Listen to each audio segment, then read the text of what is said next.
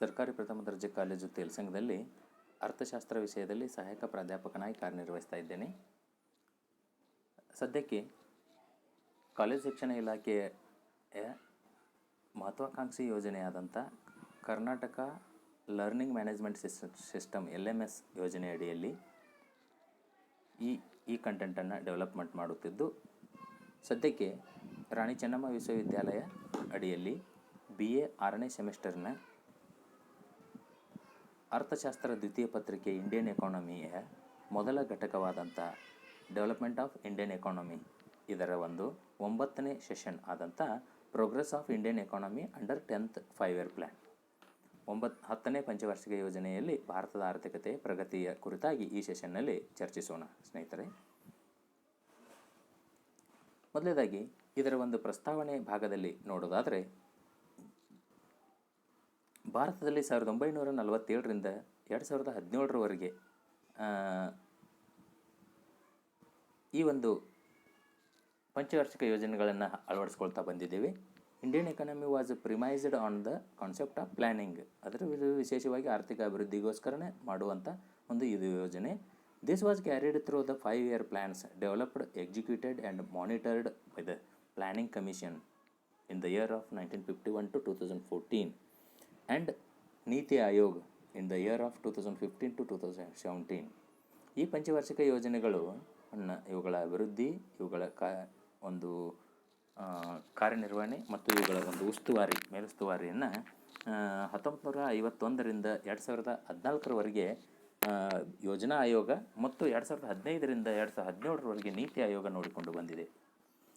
The prime minister as the X officio chairman, the commission has nominated deputy chairman who holds the rank of a cabinet minister. Then Montek Singh Ahluwalia is the last deputy chairman of the planning commission, resigned on 26th May 2014. Yes, ಈ ಸಾಮಾನ್ಯವಾಗಿ ಈ ಯೋಜನಾ ಆಯೋಗ ಮತ್ತು ಇತ್ತೀಚಿನ ನೀತಿ ಆಯೋಗಗಳಿಗೆ X officio chairman ಆಗಿ prime minister ಇರುತ್ತಾರೆ. ಇವರು ಕ್ಯಾಬಿನೆಟ್ ದರ್ಜೆಯ ಒಬ್ಬ ತಜ್ಞರನ್ನು ಇದರ ಉಪಾಧ್ಯಕ್ಷನಾಗಿ ಡೆಪ್ಯೂಟಿ ಚೇರ್ಮನ್ ಆಗಿ ನೇಮಕ ಮಾಡುತ್ತಾರೆ.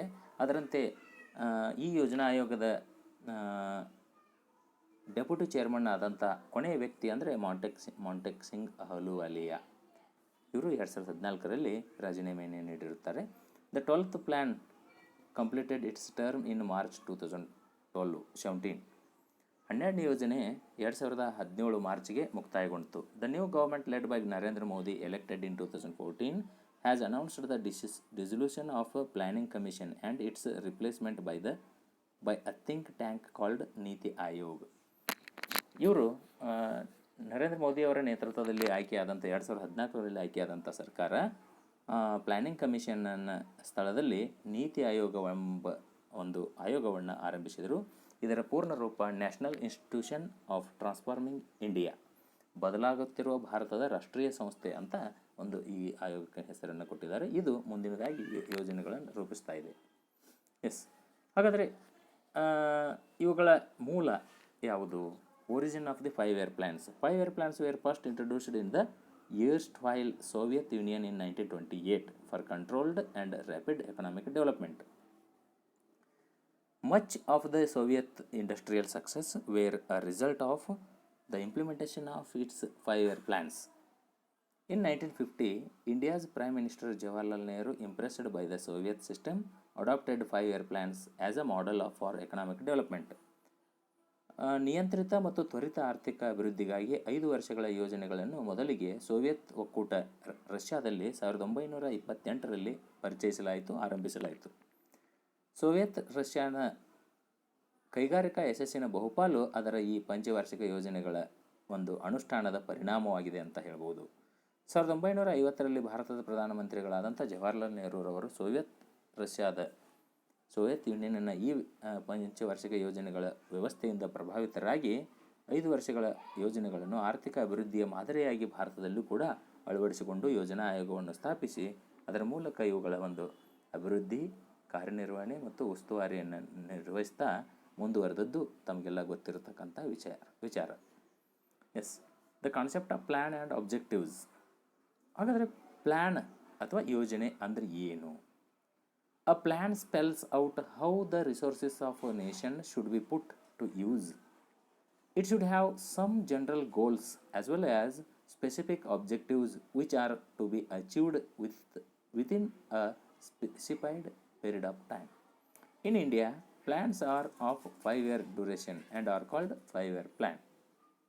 ಸಾಮಾನ್ಯವಾಗಿ ಒಂದು ಯೋಜನೆ ಅಂದರೆ ಏನು? ಒಂದು ಯೋಜನೆಯು ರಾಷ್ಟ್ರದ ಸಂಪನ್ಮೂಲಗಳನ್ನು ಹೇಗೆ ಬಳಸಿಕೊಳ್ಳಬೇಕು ಎಂಬುದನ್ನು ವಿವರಿಸ್ತದೆ. ಇದು ಕೆಲವು ಸಾಮಾನ್ಯ ಗುರಿಗಳನ್ನು ಹೊಂದಿರಬೇಕು ಮತ್ತು ನಿಗದಿತ ಅವಧಿಯಲ್ಲಿ ಸಾಧಿಸಬೇಕಾದ ನಿರ್ದಿಷ್ಟ ಉದ್ದೇಶಗಳನ್ನು ಹೊಂದಿರಬೇಕು. ಭಾರತದಲ್ಲಿ ಯೋಜನೆಗಳು ಅಂದರೆ 5 ವರ್ಷಗಳ ಅವಧಿಯನ್ನು ಹೊಂದಿವೆ. ಆದ್ದರಿಂದ ಇವುಗಳನ್ನು 5 ವರ್ಷದ ಯೋಜನೆಗಳು 5-year ಪ್ಲ್ಯಾನ್ಸ್ ಅಂತ ಕರಿತೇವೆ. ಒಟ್ಟಾರೆ ನಿಗದಿತ ದೇಶದಲ್ಲಿ ಇದ್ದಂಥ ಲಭ್ಯವಿದ್ದಂಥ ನೈಸರ್ಗಿಕ ಸಂಪನ್ಮೂಲಗಳನ್ನು ಗರಿಷ್ಠ ಪ್ರಮಾಣದಲ್ಲಿ ಸುಸ್ಥಿರತೆಯಿಂದ ಬಳಸಿಕೊಂಡು ಗುರಿಗಳನ್ನು ನಿರ್ದಿಷ್ಟ ಉದ್ದೇಶಗಳನ್ನು ಈಡೇರಿಸಲಿಕ್ಕೆ ಸಾಮಾನ್ಯವಾಗಿ ಜನರ ಗುಣಮಟ್ಟವನ್ನು ಹೆಚ್ಚಿಸುವುದರ ಅಂತಿಮ ಗುರಿಗೋಸ್ಕರ ರೂಪಿಸಿಕೊಂಡಂಥ ಒಂದು ಯೋಜನೆ ಅಂತ ಹೇಳ್ಬೋದು. ಇನ್ನು ಆಬ್ಜೆಕ್ಟಿವ್ಸ್ ಆಫ್ ಪ್ಲ್ಯಾನಿಂಗ್ ಅಂತ ನೋಡಿದಾಗ here are the some objectives are there: economic growth, self reliance, removal of unemployment, reduction in income inequalities, elimination of poverty. ಸಾಮಾನ್ಯವಾಗಿ ಯೋಜನೆಗಳ ಮುಖ್ಯ ಉದ್ದೇಶಗಳು ಏನಿರ್ತವೆ ಅಂದರೆ ಆರ್ಥಿಕ ಬೆಳವಣಿಗೆ ಇರ್ಬೋದು, ಸ್ವಾವಲಂಬಿತನ ಇರ್ಬೋದು, ನಿರುದ್ಯೋಗವನ್ನು ಹೋಗಲಾಡಿಸುವುದು ಇರ್ಬೋದು, ಆದಾಯ ಸಮಾನತೆಯನ್ನು ಕಡಿತಗೊಳಿಸುವುದಿರ್ಬೋದು ಮತ್ತು ಬಡತನವನ್ನು ಹೋಗಲಾಡಿಸುವುದು. ಈ ಎಲ್ಲವುಗಳು ಪ್ರಮುಖವಾಗಿ ಯೋಜನೆಗಳ ಉದ್ದೇಶಗಳಾಗಿವೆ. ಇನ್ನು 10ನೇ ಪಂಚವಾರ್ಷಿಕ ಯೋಜನೆಯ ಉದ್ದೇಶಗಳನ್ನು ನೋಡ್ತಾ ಹೋದರೆ ನಾವು ಈ ಅಧ್ಯಾಯದಲ್ಲಿ ಈ ಸೆಷನ್ನಲ್ಲಿ ನಾವು ಸಾಮಾನ್ಯವಾಗಿ 10ನೇ ಪಂಚವಾರ್ಷಿಕ ಯೋಜನೆಯಲ್ಲಿ ಭಾರತದ ಆರ್ಥಿಕ ಪ್ರಗತಿಯನ್ನು ನೋಡ್ತಾ ಇದ್ದೇವೆ. ಅದರಲ್ಲಿ ಈಗ ಯೋಜನೆಗಳಂದರೆ ಏನಂತ ತಿಳ್ಕೊಂಡಿವಿ, ಯೋಜನೆ ಯಾವ ಮೂಲದಿಂದ ನಮ್ಮ ದೇಶಕ್ಕೆ ತೆಗೆದುಕೊಳ್ಳಲಾಗಿದೆ ಅನ್ನೋದು ತಿಳ್ಕೊಂಡಿವಿ, ಯೋಜನೆಗಳ ಉದ್ದೇಶಗಳನ್ನು ತಿಳಿದುಕೊಂಡಿವಿ. ಈಗ 10ನೇ ಪಂಚವಾರ್ಷಿಕ ಯೋಜನೆಯ ಉದ್ದೇಶಗಳನ್ನು ನೋಡಲಾದರೆ objectives of 10th 5-year plans, the duration in between 2002 to 2007. ಈ ಯೋಜನಾ ಅವಧಿ 2002ರಿಂದ 2007ರವರೆಗೆ ಇತ್ತು. ಇಲ್ಲಿ targeted GDP growth 8% per annum, ವಾರ್ಷಿಕ 8% GDP ಬೆಳವಣಿಗೆಯನ್ನು ಗುರಿಯನ್ನು ಹೊಂದಲಾಗಿತ್ತು. All children to be in school by 2003 and all children to complete 5 year of schooling by 2007. ಈ ಒಂದು ಯೋಜನೆಯ ಗುರಿ 2003ರ ವೇಳೆಗೆ ಎಲ್ಲ ಮಕ್ಕಳು ಶಾಲೆಯಲ್ಲಿರಬೇಕು ಹಾಗೂ 2007ರ ಹೊತ್ತಿಗೆ ಎಲ್ಲ ಮಕ್ಕಳು 5 ವರ್ಷಗಳ ಶಾಲಾ ಅವಧಿಯನ್ನು ಕಳೆದಿರಬೇಕು ಎಂಬುದು ಗುರಿಯನ್ನು ಹಾಕಿಕೊಳ್ಳಲಾಗಿತ್ತು, ಉದ್ದೇಶವನ್ನು ಹಾಕಿಕೊಳ್ಳಲಾಗಿತ್ತು. ಅದೇ ರೀತಿಯಾಗಿ reduction in poverty from ratio from 26% to 21 and 15 in 2012. ದೇಶದಲ್ಲಿನ ಬಡತನದ ಪ್ರಮಾಣವನ್ನು 26% 21% ಮತ್ತು 2012ಕ್ಕೆ 15% ಇಳಿಸುವ ಗುರಿಯನ್ನು ಹಾಕಿಕೊಳ್ಳಲಾಗಿತ್ತು. Then decadal population growth to reduce from 21.3 in 1991 to 2001 to 16.2% by 2001 to 2011. ಇದು 21.3ರಿಂದ 2011ರ ವೇಳೆಗೆ 16.2ಕ್ಕೆ ದಶವಾರ್ಷಿಕ ಬೆಳವಣಿಗೆ ದರವನ್ನು ತರುವಂಥ ಒಂದು ಉದ್ದೇಶವನ್ನು ಹೊಂದಿತ್ತು. ಆದರೆ ಇದರಲ್ಲಿ ನಾವು ಗುರಿ ಮುಟ್ಟಲಿಲ್ಲ, 17.64 ಆಯ್ತು ಅನ್ನೋದು ನಾನು ಮುಂದಿನ ಹಂತದಲ್ಲಿ ತಿಳಿಸ್ತೀನಿ. Then reducing gender gaps in literacy and wages rate by 50%. ಏನು ಲಿಂಗ ತಾರತಮ್ಯ, ಲಿಂಗ ಅಸಮಾನತೆ ಇದೆಯಲ್ಲ, ಅದರಲ್ಲಿ ಜೆಂಡರ್ ಗ್ಯಾಪ್ನಲ್ಲಿ ಸಾಕ್ಷರತೆ ಮತ್ತು ವೇತನ ದರದಲ್ಲಿ 50% ಕಡಿತಗೊಳಿಸುವಂಥ ಗುರಿಯನ್ನು ಉದ್ದೇಶವನ್ನು ಹಾಕಿಕೊಳ್ಳಲಾಗಿತ್ತು. ಅದೇ ರೀತಿಯಾಗಿ infant mortality rate to be reduced from 72 to 45 in 1999 2000 to 45 in 2007 ಇಷ್ಟಕ್ಕೆ ಇಳಿಸುವಂಥ ಉದ್ದೇಶವನ್ನು ಹಾಕಿಕೊಳ್ಳಲಾಗಿತ್ತು. ಅದೇ ರೀತಿಯಾಗಿ ಮೆಟರ್ನಲ್ ಮಾರ್ಟಾಲಿಟಿ ರೇಟ್, ತಾಯಂದಿರ ಮರಣ ದರವನ್ನು 1004ರಿಂದ 2000ನೇ ಇಸ್ವಿಗೆ ಅಂದರೆ 1004ರಿಂದ 2007ರ ವೇಳೆಗೆ 1002ಕ್ಕೆ ತರಬೇಕನ್ನುವಂಥ ಗುರಿಯನ್ನು ಹಾಕಿಕೊಳ್ಳಲಾಗಿತ್ತು. ನಂತರ increase in forest or tree cover from 19% in 2000 to 25% in 2007. Providing portable drinking water in all villages. Growth in gainful employment to at least to keep. During that period there was high fertility because mainly of high production between reproductive ages, high unmet need, high wanted fertility due to high IMR and other socio-economic reasons. Hence, the government put the following targets. Increase ಈ ಎಲ್ಲ ದೃಷ್ಟಿಯಿಂದ ಏನು high fertility rate ಅನ್ನು ಕಡಿಮೆಗೊಳಿಸುವುದು, ಆನಂತರ reproductive ಏಜಸ್ದಲ್ಲಿ ಅವರ ಒಂದು ಅವಶ್ಯಕತೆಗಳನ್ನು ತಲುಪುವುದು, IMR ಅನ್ನು ಕಡಿಮೆಗೊಳಿಸುವುದು, ಸೋಷಿಯೋ ಎಕನಾಮಿಕ್ ರೀಸನ್ಸ್ಗೋಸ್ಕರ IMRಗಳನ್ನು ಕಡಿಮೆ, ಇನ್ಫ್ಯಾಂಟ್ ಮಾರ್ಟಾಲಿಟಿ ರೇಟನ್ನು ಕಡಿತಗೊಳಿಸುವ ಈ ಎಲ್ಲ ಅಂಶಗಳಿಗೋಸ್ಕರ ಕೆಳಗಿನ ಗುರಿಗಳನ್ನು ಇಟ್ಕೊಳ್ಳಲಾಗಿತ್ತು. ಅವುಗಳಂದರೆ ಲಿಟರೇಟಿ ರೇಟನ್ನು ಅಂದರೆ ಸಾಕ್ಷರತಾ ದರವನ್ನು 2002ರಿಂದ 2007 ಅವಧಿ ಒಳಗಾಗಿ 75% ತಲುಪುವಂಥ ಉದ್ದೇಶವನ್ನು ಹಾಕಿಕೊಳ್ಳಲಾಗಿತ್ತು. Reduction of MMR to 2 per 1000 live births by 2007 to 1 by 2012. 2007ಕ್ಕೆ 1000ಕ್ಕೆ 2, 2012ಕ್ಕೆ 1000ಕ್ಕೆ 1 ಮಾತ್ರ ತಾಯಂದಿರ ಮರಣ ಪ್ರಮಾಣವನ್ನು ಇಳಿಸುವಂಥ ಉದ್ದೇಶವನ್ನು ಹಾಕಿಕೊಳ್ಳಲಾಗಿತ್ತು. ಎಲ್ಲ ಹಳ್ಳಿಗಳಿಗೆ ಯೋಗ್ಯವಾದಂಥ ಯಥೇಚ್ಛವಾದಂಥ ಕುಡಿಯುವ ನೀರನ್ನು ಪೂರೈಸುವಂಥ ಯೋಜನೆಯನ್ನು ಹಾಕಿಕೊಳ್ಳಲಾಗಿತ್ತು, ಉದ್ದೇಶವನ್ನು ಇಟ್ಟುಕೊಳ್ಳಲಾಗಿತ್ತು. All villages to have sustained access to portable drinking water within the plan period. Then last one thing, cleaning up all major polluted rivers by 2007 and other notified stretches by 2012. 2007 ವೇಳೆಗೆ ಅಥವಾ 2012 ವೇಳೆಗೆ ಎಲ್ಲ ಪ್ರಮುಖ ನದಿಗಳನ್ನು ಸ್ವಚ್ಛಗೊಳಿಸುವುದಾಗಿತ್ತು. ಈ ರೀತಿ ನಮ್ಮ ಉದ್ದೇಶಗಳನ್ನು ನಾವು 10ನೇ ಪಂಚವಾರ್ಷಿಕ ಯೋಜನೆಗಳಲ್ಲಿ ನೋಡ್ಬೋದು. ಇನ್ನು ಈ ಸ್ಲೈಡ್ನಲ್ಲಿ ನಾವು sectoral percentage distribution of plan outlays, ಈ ಯೋಜನೆಗೋಸ್ಕರ ವೆಚ್ಚ ಮಾಡ್ತಕ್ಕಂಥ ಪ್ರಮಾಣವನ್ನು ವಲಯವಾರು ನೋಡ್ಬೋದಾಗಿತ್ತೆ. ಇಲ್ಲಿ ಈ ಸ್ಲೈಡ್ನಲ್ಲಿ 2 ಯೋಜನೆಗಳಿಗೆ 10 ಮತ್ತು 11ನೇ ಯೋಜನೆಗಳಿಗೆ ಮಾಡಲಾದಂಥ ಅಲೋಕೇಶನನ್ನು ನೋಡ್ಬೋದು. ಈ 11ನೇ ಯೋಜನೆಯ ನಂತರ ನೋಡೋಣ. 10ನೇ ಯೋಜನೆಯಲ್ಲಿ ಅಗ್ರಿಕಲ್ಚರ್ ಆ್ಯಂಡ್ ಅಲೈಡ್ ಸೆಕ್ಟರ್ಗೆ 5.66%, ರೂರಲ್ ಡೆವಲಪ್ಮೆಂಟ್ಗೆ 14.12%, ಸ್ಪೆಷಲ್ ಏರಿಯಾಸ್ ಪ್ರೋಗ್ರಾಮ್ಗೆ ಯಾವುದೇ ಪ್ರಮಾಣವನ್ನು ನೀಡಿರುವುದಿಲ್ಲ, ಇರಿಗೇಷನ್ ಆ್ಯಂಡ್ ಫುಡ್ ಕಂಟ್ರೋಲ್ಗೆ 21.53%, ಎನರ್ಜಿಗಾಗಿ 14.88%, ಇಂಡಸ್ಟ್ರಿ ಆ್ಯಂಡ್ ಮೈನಿಂಗಾಗಿ 0.83%, ಟ್ರಾನ್ಸ್ಪೋರ್ಟ್ಗಾಗಿ 9.97%, ಸೈನ್ಸ್ ಟೆಕ್ನಾಲಜಿ ಆ್ಯಂಡ್ ಎನ್ವೈರ್ಮೆಂಟ್ಗಾಗಿ 0.36%, ಜನರಲ್ ಎಕನಾಮಿಕ್ ಸರ್ವೀಸಸ್. ಇಲ್ಲಿ ಸೆಕ್ಟ್ರಲ್ ಅಲೋಕೇಶನ್ ಅಂದಾಗ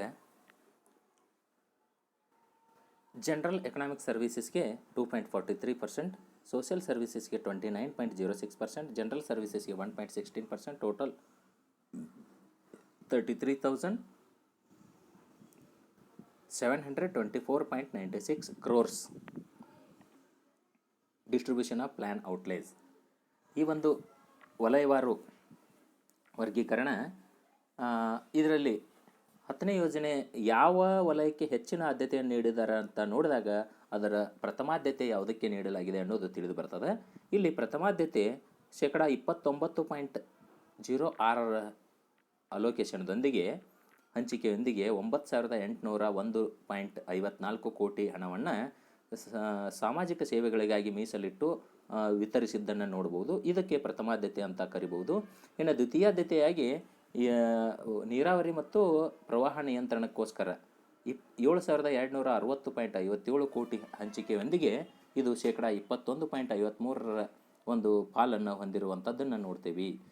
ತೃತೀಯಾದ್ಯತೆ ಅಂತಾಗಿ ನಾವು ಎನರ್ಜಿ ಶಕ್ತಿ ಕ್ಷೇತ್ರವನ್ನು ಗುರುತಿಸ್ಬೋದು. ಆಲ್ಮೋಸ್ಟ್ ಗ್ರಾಮೀಣ ಅಭಿವೃದ್ಧಿ ಮತ್ತು ಎನರ್ಜಿ ಒಂದೇ ರೀತಿ ಇದ್ದಾವೆ. ಅದು 14.12 ಇದ್ದರೆ ಇದು 14.88 ಇದೆ.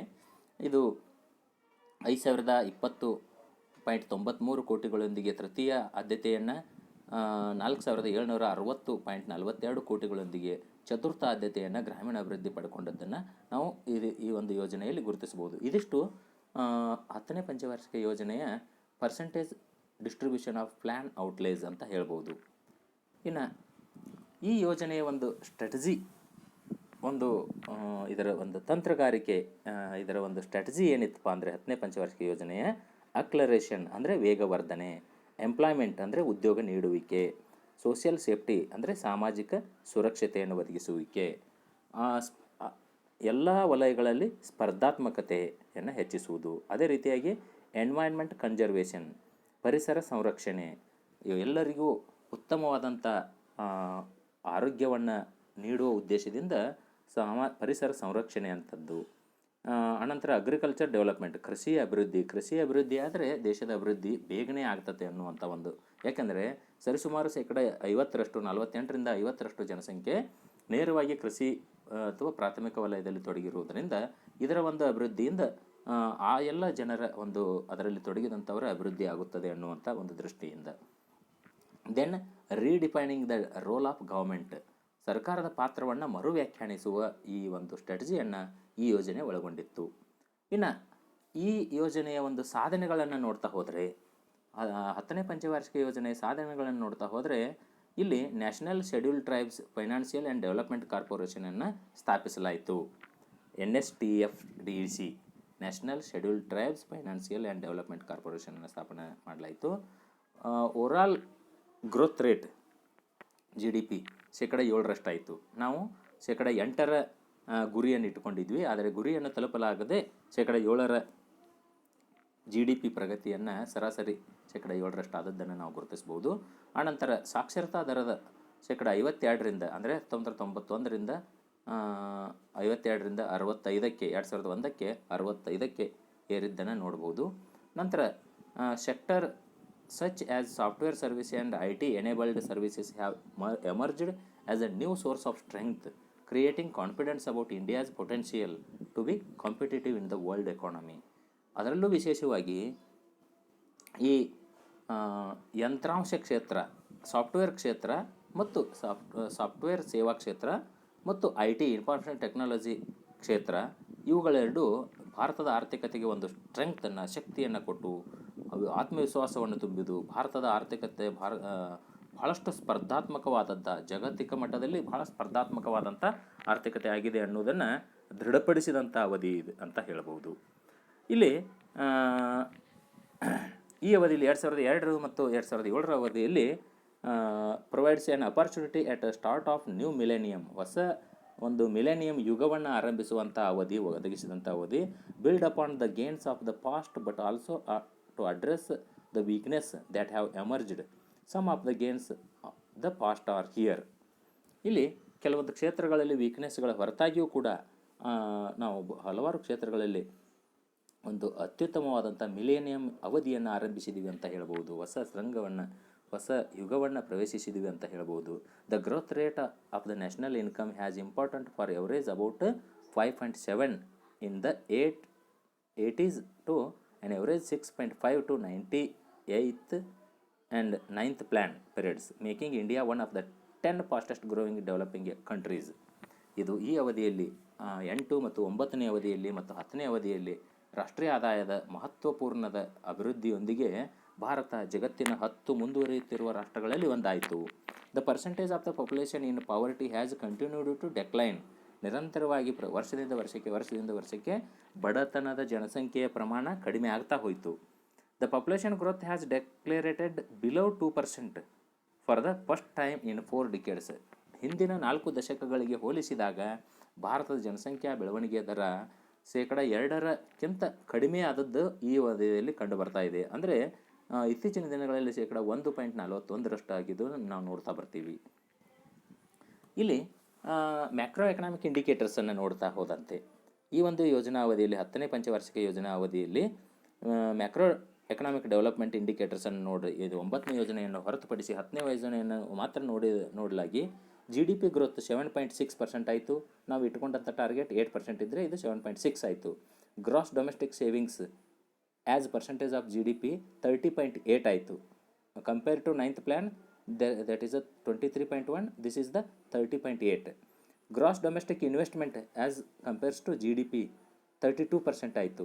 ಕರೆಂಟ್ ಅಕೌಂಟ್ ಬ್ಯಾಲೆನ್ಸ್ 9ನೇ ಯೋಜನೆಯೊಳಗೆ ಋಣಾತ್ಮಕವಾಗಿದ್ದುದು 10ನೇ ಯೋಜನೆಯೊಳಗೆ 1.3% ಧನಾತ್ಮಕವಾಗಿದ್ದನ್ನು ನೋಡ್ತೀವಿ.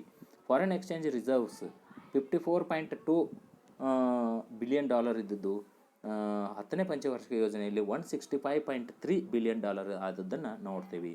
Rate of inflation based on wholesale price ಇಂಡೆಕ್ಸನ್ನು ನೋಡಿದಾಗ ಇಲ್ಲಿ 9th ಪ್ಲ್ಯಾನಲ್ಲಿ 4.9 ಇದ್ದರೆ ಇದು 5.1 ಇದ್ದದನ್ನು ಈ ರೀತಿ ಮ್ಯಾಕ್ರೋ ಎಕನಾಮಿಕ್ ಇಂಡಿಕೇಟರ್ಸ್ಗಳಲ್ಲಿ ಬೆಳವಣಿಗೆಯನ್ನು ಸ್ವಲ್ಪ ಇನ್ಫ್ಲೇಷನದ ಪ್ರಮಾಣ ಹೆಚ್ಚಾದದ್ದನ್ನು ಹೊರತುಪಡಿಸಿದರೆ ಉಳಿದೆಲ್ಲವೂ ಆಶಾದಾಯಕವಾದಂಥ ಬೆಳವಣಿಗೆ ಅಂತ ಹೇಳ್ಬೋದು. ಇಷ್ಟೆಲ್ಲ ಇದ್ದಾಗ್ಯೂ ಕೂಡ ಈ ಒಂದು ಯೋಜನೆ ತನ್ನದೇ ಆದಂಥ ಕೆಲವೊಂದು ವೀಕ್ನೆಸ್ಗಳನ್ನು ಫೇಲ್ಯೂರ್ಗಳನ್ನು ಹೊಂದಿತ್ತು. ಅದೇನೆಂದರೆ ಅನ್ಎಂಪ್ಲಾಯ್ಮೆಂಟ್ ಶೇಕಡ ರಿಲೇಟಿವ್ಲಿ ಹಾಯ್ ಆಗಿತ್ತು, ಹೆಚ್ಚಾಯಿತ್ತು ಶೇಕಡ 7 ಸುಮಾರಿಗೆ.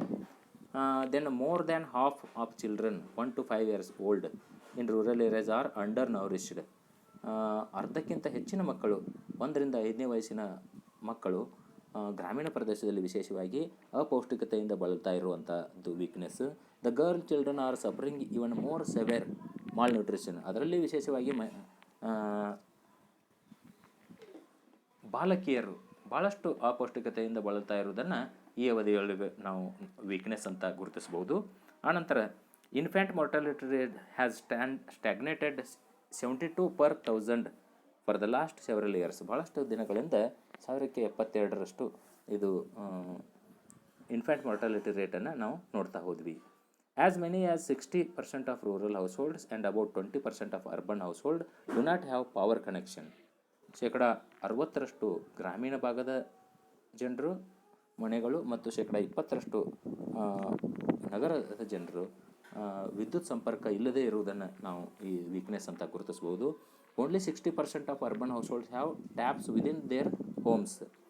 ಅವರು ಮಾತ್ರ ಶೇಕಡ 60% ಮಾತ್ರ ಕುಟುಂಬಗಳು ಹೊಂದಿರುವುದನ್ನು, ತಮ್ಮ ಮನೆಯ ಸಮೀಪ ಟ್ಯಾಪ್ಸ್ಗಳನ್ನು ಹೊಂದಿರುವುದನ್ನು ನೋಡ್ಬೋದು. The 10th plan must learn from past experience. It must strengthen what has worked well, but it must also avoid repeating past failures. It is with objectives that the 10th 5-year plan is being drawn up as a reform plan instead of merely having a resource plan. ಒಟ್ಟಾರೆ ಈ ಒಂದು ಯೋಜನೆ ಹಿಂದಿನ ಯೋಜನೆಗಳಿಂದ ಅನುಭವದಿಂದ ಅರಿತುಕೊಂಡು ಇದು ತನ್ನ ಒಂದು ಶಕ್ತಿಯನ್ನು ಹೆಚ್ಚಿಸಿಕೊಂಡು ಉತ್ತಮವಾದಂಥ ಪ್ರಗತಿಯನ್ನು ದಾಖಲಿಸುತ್ತಂತ ಹೇಳ್ಬೋದು. ಒಟ್ಟಾರೆಯಾಗಿ ನಾವು ಅಂತಿಮ ತೀರ್ಮಾನಕ್ಕೆ ಕನ್ಕ್ಲೂಷನ್ಗೆ ಬರ್ಬೋದಾದಂಥ ಅಂಶ ಅಂದರೆ 10ನೇ ಪಂಚವಾರ್ಷಿಕ ಯೋಜನೆಯಲ್ಲಿ ಭಾರತದ ಆರ್ಥಿಕ ಪ್ರಗತಿ ಉತ್ತಮವಾಗಿತ್ತು ಅಂತ ಹೇಳ್ಬೋದು. ಅದರಲ್ಲಿ ಕೆಲವೊಂದಿಷ್ಟು ನಾವು ಗ್ರೋತ್ ರೇಟನ್ನು ನೋಡ್ಬೋದು. ಶೇಕಡ 8 ಟಾರ್ಗೆಟ್ ಇಟ್ಕೊಂಡಾಗ ಇದು ವರ್ಷದಿಂದ ವರ್ಷಕ್ಕೆ ವ್ಯತ್ಯಾಸಗೊಂಡಾಗ್ಯೂ ಕೂಡ ಇದು ಶೇಕಡ 7.6 ಆಯಿತು. ಸರಿಸುಮಾರು ಶೇಕಡ 7 ಮೇಲ್ಪಟ್ಟು ವಾರ್ಷಿಕ ಪ್ರಗತಿ ಆದದ್ದನ್ನು ನಾವು ನೋಡ್ಬೋದು. ಆನಂತರ ಬಹಳಷ್ಟು ಏರಿಳಿತಗಳೊಂದಿಗೆ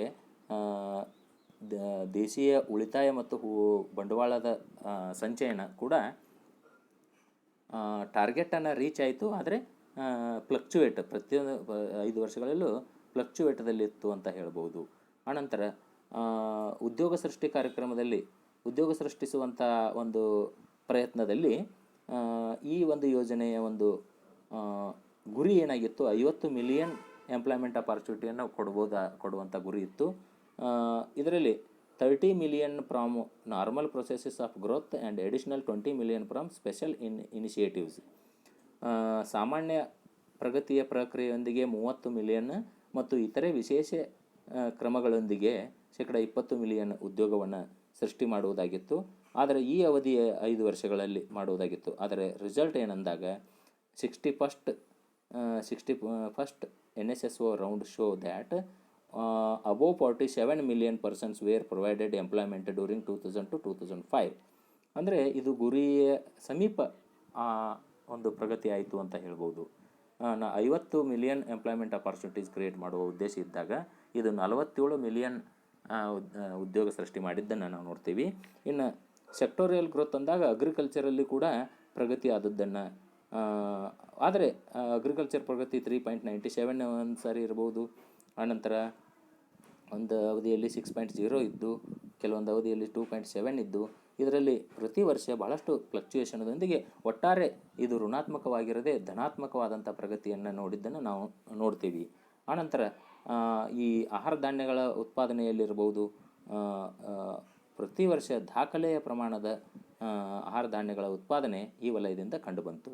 ಇನ್ನು ಮೈನಿಂಗ್ದಲ್ಲಿ 10th 5-year plan attaining 4.30%, but during the first 3 years the plan this sector could attain an average growth of 5.26%. ಮೊದಲ 3 ವರ್ಷಗಳಲ್ಲಿ ಶೇಕಡ 5.26 ಪ್ರಗತಿ ಕಂಡು ಬಂದರೆ ನಂತರ ದಿನಗಳಲ್ಲಿ 5.8, ದೆನ್ 5.2, ದೆನ್ 4.4. ಒಟ್ಟಾರೆಯಾಗಿ ಇದು ಗುರಿ ಮೀರಿ ಗಣಿ ಕ್ಷೇತ್ರದಲ್ಲಿ ಪ್ರಗತಿ ಆಯಿತು ಅಂತ ಹೇಳ್ಬೋದು.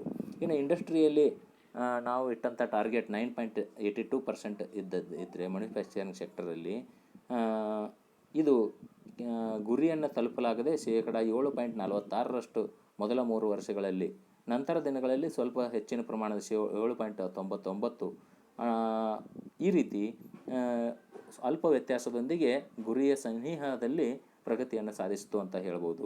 ಒಟ್ಟಾರೆ ಈ ವಲಯದಿಂದ, ಇಂಡಸ್ಟ್ರಿ ವಲಯದಿಂದ ವರ್ಷದಿಂದ ವರ್ಷಕ್ಕೆ ವ್ಯತ್ಯಾಸಗೊಂಡರೂ ಕೂಡ ಒಂದು ಗುರಿಯನ್ನು ಮೀರಿಸಿ ಹಂತಕ್ಕೆ ತಲುಪಲಿಲ್ಲ ಅಂತ ಹೇಳ್ಬೋದು. ಇನ್ನು ಸರ್ವಿಸ್ ಸೆಕ್ಟರ್ ಅಂದಾಗ service sector improved it's performance from 7.3% in 2002 to 2003 to 8.2 in 2003 and 4 and 9.8 in 2005 and 6 is expected to grow 11.2 in 2006 and 7 against the target of 9.26. ಕೆಲವೊಂದು ವರ್ಷಗಳಲ್ಲಿ ಗುರಿ ಮೀರಿ ಉತ್ಪಾದನೆ ಆದರೆ ಕೆಲವೊಂದು ವರ್ಷಗಳಲ್ಲಿ ಗುರಿ ತಲುಪಲಾಗದೇ ಇರತಕ್ಕಂಥ ಸ್ಥಿತಿ ನಿರ್ಮಾಣವಾಯಿತು. ಒಟ್ಟಾರೆ ಇದರ ಗುರಿ 9.26 ಇದ್ದರೆ ಗುರಿಯ ಸಮೀಪದ ಒಂದು ಪ್ರಗತಿ ಇದರಲ್ಲೂ ಕೂಡ ಕಂಡು ಬಂತು ಅಂತ ಹೇಳ್ಬೋದು. ನಂತರ ಟ್ರಾನ್ಸ್ಪೋರ್ಟ್, ಕಮ್ಯುನಿಕೇಷನ್ ಆ್ಯಂಡ್ ಟ್ರೇಡಲ್ಲಿ ನಾವು ನೋಡ್ತಾ ಹೋದರೆ target rail transport 5.40, 7.54 for other transport and 15% in communication and 9.44 in trade. But during the first 2 years the plan, this sector could attain an average growth rate of 9.1 in 2002 to 2003 and 12% in 2003 to 4 and 10.4% in 2005 to 6 and is expected to grow 13% in 2006 to 7. Yes, that's all. The development of the Indian economy in the 10th 5-year plan is somewhat satisfactory. ಈ ರೀತಿ ಭಾರತದ ಒಂದು ಆರ್ಥಿಕ ಪ್ರಗತಿ, ಆರ್ಥಿಕ ಅಭಿವೃದ್ಧಿ 10ನೇ ಪಂಚವಾರ್ಷಿಕ ಯೋಜನೆಯಲ್ಲಿ ಕೆಲಮಟ್ಟಿಗೆ ತೃಪ್ತಿದಾಯಕ ಅಂತ ಹೇಳ್ಬೋದು. ಇದಿಷ್ಟು ನಾವು ಈ ಸೆಷನ್ನಲ್ಲಿ ತಿಳಿದುಕೊಂಡಂಥ ಅಂಶಗಳು. ಅಂದರೆ ಒಟ್ಟಾರೆ ಯೋಜನೆ ಅಂದರೆ ಅರ್ಥ, ಯೋಜನೆಯ ಮೂಲಗಳು, ಭಾರತದಲ್ಲಿ 10ನೇ ಪಂಚವಾರ್ಷಿಕ ಯೋಜನೆಯ ಗುರಿ ಉದ್ದೇಶಗಳು, 10ನೇ ಪಂಚವಾರ್ಷಿಕ ಯೋಜನೆಯಲ್ಲಿ ಆದಂಥ ಪ್ರಗತಿಯನ್ನು ನಾವು ನೋಡ್ತಾ ಬಂದ್ವಿ. ಇದರ ಹೆಚ್ಚಿನ ಮಾಹಿತಿಗಾಗಿ ಇದೇ ಸೆಷನ್ನ ಈ ಕಂಟೆಂಟನ್ನು ನೋಡ್ಬೋದು ಮತ್ತು ಈ ರೆಫರೆನ್ಸಲ್ಲಿ ನೀಡಿರ್ತಕ್ಕಂಥ ಗ್ರಂಥಗಳನ್ನು ರೆಫರ್ ಮಾಡ್ಬೋದು. Thank you all my dear students.